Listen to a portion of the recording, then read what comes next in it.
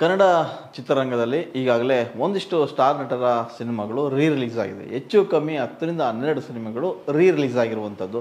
ಅದರಲ್ಲೂ ದರ್ಶನ ಅಭಿನಯದ 3 ಸಿನಿಮಾಗಳು ಮರು ಬಿಡುಗಡೆ ಆಗಿರುವಂಥದ್ದು ವಿಶೇಷ.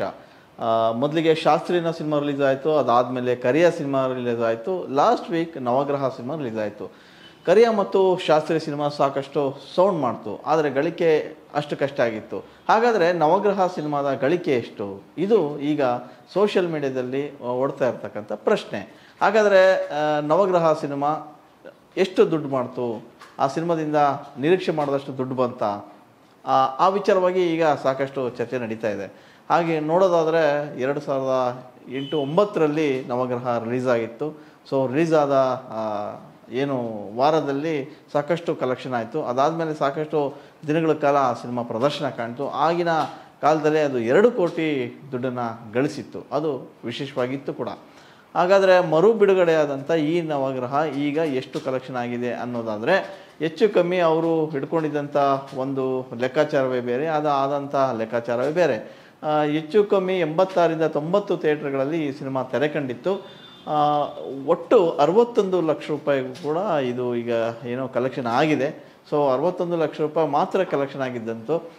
ಹಿಂದೆ ಕೂಡ ಅವರು ಏನೋ ಈ ಸಿನಿಮಾ ರಿಲೀಸ್ ಆದಾಗ 2 ಕೋಟಿ ಆಗಿತ್ತು. ಅಟ್ಲೀಸ್ಟ್ ಈಗ 1 ಕೋಟಿನಾದರೂ ಕಲೆಕ್ಷನ್ ಆಗುತ್ತೆ ಅನ್ನೋ ಲೆಕ್ಕಾಚಾರಗಳಿದ್ವು. ಆದರೆ 1 ಕೋಟಿ ತಲುಪಲಿಕ್ಕೆ ಅದು ಸಾಧ್ಯ ಆಗಿಲ್ಲ. ಸದ್ಯದ ಮಟ್ಟಿಗೆ ಏನು 86ರಿಂದ 90 ಥಿಯೇಟ್ರ್ಗಳಲ್ಲಿ ಇದು ತೆರೆ ಕಂಡಿತ್ತು. ಈಗ ಈ ವಾರ ಬೇರೆ ಸಿನಿಮಾ ಬರ್ತಿರೋದ್ರಿಂದ ಸಿನಿಮಾ ಬೇರೆ ಥಿಯೇಟ್ರ್ಗಳಿಂದ ಎತ್ತಂಗಡಿಯಾಗಿದೆ. ಸೊ ಹೆಚ್ಚು ಕಮ್ಮಿ 8ರಿಂದ 9 ಥಿಯೇಟ್ರಲ್ಲಿ ಇನ್ನೂ ಕೂಡ ನವಗ್ರಹ ಇದೆ. ಸದ್ಯಕ್ಕೆ ಹೇಳೋದಾದರೆ 61 ಲಕ್ಷಕ್ಕೆ ಏನು ಕಲೆಕ್ಷನ್ ಬಂದು ನಿಂತಿದೆ.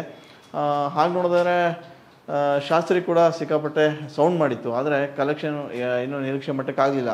ಕರಿಯ ಕೂಡ ಅಷ್ಟೇ ಆಗಲಿಲ್ಲ. ಆದರೆ ಕರಿಯ ಸಿನಿಮಾ ರಿಲೀಸ್ ಆದ ಟೈಮಲ್ಲೇ ಅವರ ಫ್ಯಾನ್ಸ್ಗಳು ಸಾಕಷ್ಟು ಗದ್ದಲ ಎಬ್ಬಿಸಿದ್ರು. ಸೊ ಈ ನಿಟ್ಟಿನಲ್ಲಿ ಬಿಗಿ ಬಂದೋಬಸ್ತ್ ಕೂಡ ಮಾಡಲಾಗಿತ್ತು.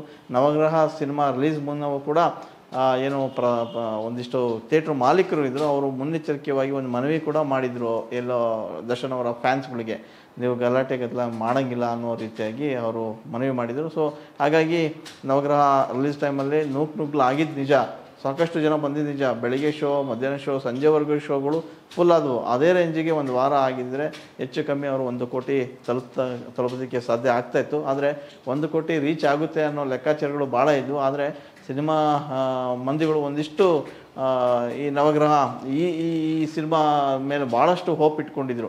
ಅಂದರೆ ಕಲೆಕ್ಷನ್ ಜಾಸ್ತಿ ಆಗ್ತದೆ ಅನ್ನೋ ಲೆಕ್ಕ. ಯಾಕೆ ಅಂದರೆ ಇದು ಏನು ದರ್ಶನ್ ಇದ್ದಾರೆ, ದರ್ಶನ್ ಅವರ ಬ್ಯಾನರಲ್ಲಿ ಬಂದಿರತಕ್ಕಂಥ ಸಿನಿಮಾ. ಅದರಲ್ಲೂ ದಿನಕರ್ ತೂಗುದೀಪ್ ಅವರು ನಿರ್ದೇಶನ ಮಾಡಿದರು. ಈ ಸಿನಿಮಾದ ವಿಶೇಷ ಅಂದರೆ ಎಲ್ಲ ಕಡನಟರ ಮಕ್ಕಳು ಕೂಡ ಇದು ನಡೆಸಿದರು. ಈ ಸಿನಿಮಾ ರಿಲೀಸ್ ಆಗೋ ಮುಂಚೆ ಏನೋ ರಿಲೀಸ್ ಆಗುತ್ತೆ ಅಂತ ಗೊತ್ತಾದಾಗ ಶರ್ಮಿಳಾ ಮಾಂಡ್ರೆ ನಡೆಸಿದ್ರಲ್ಲ, ಅವರು ಕೂಡ ಈ ಪ್ರಚಾರಕ್ಕೆ ಇಳಿದಿದ್ರು. ಅಷ್ಟೇ ಅಲ್ಲ, ಒಂದಿಷ್ಟು ಜನ ಏನು ತರುಣ್ ಸುಧೀರ್ ಆಗಿರ್ಬೋದು, ನಾಗೇಂದ್ರ ಅರಸ್ ಆಗಿರ್ಬೋದು, ಇನ್ನುಳಿದಂಥ ಕಲಾವಿದರು ವರ್ಷ ಎಲ್ಲರೂ ಕೂಡ ಈ ಸಿನಿಮಾದ ಪ್ರಚಾರ ಕಾರ್ಯಕ್ಕೆ ಕೈಗೊಂಡಿದ್ದರು. ಅದರಲ್ಲಿ ಇಳಿದು ಸಿನಿಮಾನ ರಿಲೀಸ್ ಆಗ್ತಾಯಿದೆ, ಎಲ್ಲರೂ ನೋಡಿ ಅಂತೇಳಿ ಮನವಿ ಕೂಡ ಮಾಡಿದರು. ಆದರೆ ಎಲ್ಲೋ ಒಂದು ಕಡೆಗೆ ಅವ್ರ ಫ್ಯಾನ್ಸು ಸಿನಿಮಾನ ನೋಡಿದ್ರು ಸಾಕಿತ್ತು, ಈ ಸಿನಿಮಾ ಬೇರೆ ಲೆವೆಲಿಗೆ ಮತ್ತೆ ಕಲೆಕ್ಷನ್ನಲ್ಲಿ ಏನೋ ದಾಖಲೆ ಬರೆಯುವ ಎಲ್ಲ ಸಾಧ್ಯತೆ ಇತ್ತು. ಆದರೆ ಅದು ಏಕೋ ಗೊತ್ತಿಲ್ಲ, ಒಂದು ವಾರದಷ್ಟೊತ್ತಿಗೆ ಈ ಸಿನಿಮಾ ವೀಕ್ಷಣೆ ಕಡಿಮೆ ಪಡಿತು. ಹಾಗಾಗಿ ಸಿನಿಮಾ 61ರಿಂದ 70 ಲಕ್ಷದ ಒಳಗಡೆ ಗಳಿಕೆ ಆಗಿದೆ. ಸೊ ಮುಂದಿನ ದಿನಗಳಲ್ಲಿ ಮತ್ತೆ ಯಾವ ದರ್ಶನ್ ಅವರ ಸಿನಿಮಾ ರಿಲೀಸ್ ಆಗುತ್ತೆ ಅನ್ನೋದನ್ನು ಕಾದು ನೋಡಬೇಕಾಗಿದೆ.